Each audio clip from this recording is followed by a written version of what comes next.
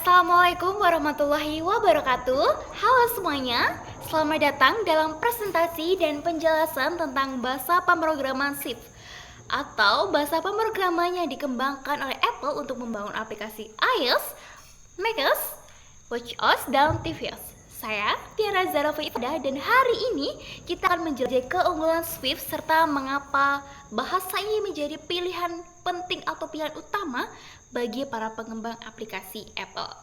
Nah, saya akan menjelaskan dari dasar hingga fitur-fitur menarik yang membuat Swift begitu powerful.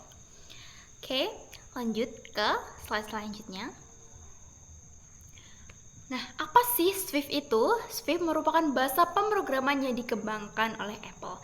Alternatif yang lebih modern sih dan lebih aman dibandingkan Objective-C. Nah, kenapa digunakan? Nah, ini digunakan untuk membangun aplikasi seperti iOS, macOS, watchOS, dan tvOS. Nah, Swift pertama kali diperkenalkan oleh Apple pada tahun 2014 sebagai penerus Objective-C. Dengan sintaks yang lebih modern, Swift menawarkan performa tinggi serta fitur keamanan yang lebih baik. Nah, bahasa ini telah menjadi standar bahasa industri bagi pengembang yang ingin membangun aplikasi di ekosistem Apple. Perlu diingat bahwa Swift tidak hanya digunakan untuk iOS, tetapi juga bisa digunakan untuk macOS, watchOS, dan tvOS. Jadi, dengan mempelajari satu bahasa ini, kita bisa membuat berbagai aplikasi untuk produk Apple. Materi selanjutnya akan dilanjutkan oleh rekan saya. Halo semuanya, perkenalkan nama saya Tia Fitranesi dengan NIM akhir 082 dari Informatika kelas C. Nah, di sini saya akan menjelaskan slide yang kedua. Gimana? Apa sih itu Swift? Swift adalah bahasa pemrograman yang dikembangkan oleh Apple dan alternatif yang lebih modern dan aman dibandingkan Objective-C. Nah, kita langsung saja mendalami apa sih itu Swift. Swift pertama kali diperkenalkan oleh Apple pada tahun 2014 sebagai penerus Objective-C dengan sintaks yang lebih modern. Swift tidak hanya menawarkan performa tinggi, tetapi juga fitur keamanan yang lebih baik. Oleh karena itu, bahasa ini telah menjadi standar industri bagi pengembang yang ingin membangun aplikasi di ekosistem Apple. Menariknya, Swift tidak terbatas hanya untuk iOS. Kita juga bisa menggunakannya untuk mengembangkan aplikasi di macOS, watchOS, dan tvOS. Artinya, dengan menguasai satu bahasa pemrograman ini, kita bisa menciptakan berbagai aplikasi untuk seluruh produk Apple dengan lebih efisien. Selain itu, Swift dirancang agar lebih mudah dipelajari dan dipahami, bahkan untuk pemula yang masih belajar bahasa pemrograman. Dengan sintaks yang bersih dan intuitif, pengembang bisa menulis kode dengan lebih cepat dan lebih sedikit kesalahan. Ditambah lagi, Swift bersifat open source, sehingga komunitasnya terus berkembang dan semakin banyak sumber belajar yang tersedia. Jadi, bagi siapapun yang tertarik menjadi pengembang di ekosistem Apple, mempelajari Swift adalah langkah yang tepat untuk membuka lebih banyak peluang. Nah, itulah yang bisa saya jelaskan untuk slide yang kedua. Untuk slide selanjutnya akan dijelaskan oleh teman saya. Terima kasih. Baik, perkenalkan nama saya Sultan Rafi Negara dengan NIM akhir 108. Di sini saya ingin melanjutkan presentasi dari sebelumnya teman saya. Beberapa fitur menarik di dalam Swift, yakni yang pertama adalah performa tinggi dan efisien. Membentuk dunia baru seni digital dibangun di atas LLVM atau Low Level Virtual Machine. Swift lebih cepat dibandingkan Python dan bahkan Objective-C dalam beberapa kasus. Yang selanjutnya adalah keamanan yang lebih baik. Dengan fitur optimal dan type safety, Swift dapat mencegah kesalahan pemrograman yang sering terjadi, seperti crash akibat variabel kosong. Selanjutnya yaitu adalah playground untuk eksperimen kode. Dengan Swift Playground, Anda bisa langsung mencoba kode Swift tanpa perlu membuat proyek lengkap. Fitur ini sangat membantu untuk belajar secara interaktif. Kemudian, dukungan komunitas yang kuat.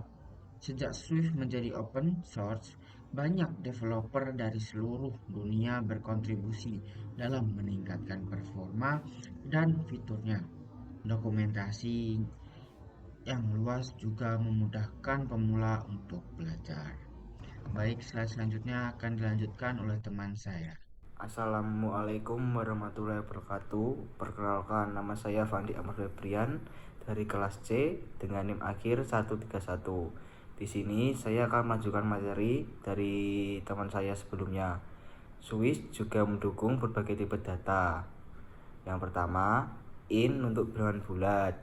Yang kedua, double untuk bilangan desimal.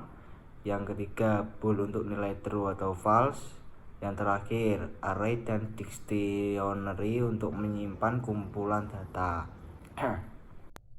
Nama saya Ismail Ali Muharram dengan NIM 241181414130. Yang selanjutnya adalah let a key sama dengan 20, if x lebih besar sama dengan 18, print Anda sudah dewasa, else print Anda masih anak-anak. Menggunakan if else dan switch untuk pengambilan keputusan. Dalam Swift, kita bisa mengontrol alur program menggunakan percabangan seperti if else. Contohnya, jika variabel x lebih besar atau sama dengan 18, maka program akan mencetak Anda sudah dewasa. Jika tidak, akan mencetak Anda masih anak-anak. Selain itu, Swift mendukung perulangan seperti for dan while untuk mengulang proses berdasarkan kondisi tertentu. Misalnya, kita ingin mencetak angka 1 sampai 10. Kita bisa menggunakan loop for.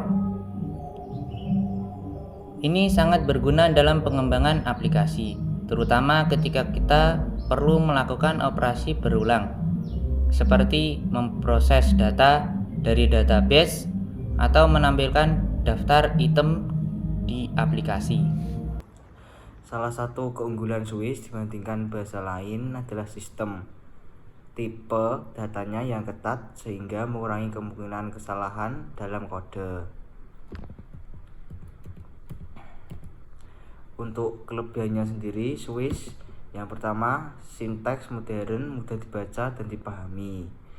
Yang kedua, keamanan tinggi dengan fitur opsional. Yang ketiga, performa cepat dan efisien. Yang terakhir, didukung langsung oleh Apple dan komunitas besar. Untuk kekurangannya sendiri, Swiss yang pertama hanya optimal untuk ekosistem Apple. Yang kedua, relatif baru dibandingkan bahasa lain seperti Java atau C++. Untuk yang ketiga, dokumentasi untuk platform selain Apple masih terbatas. Baik, di sini saya akan melanjutkan presentasi. Yang selanjutnya adalah bagaimana cara belajar Swift.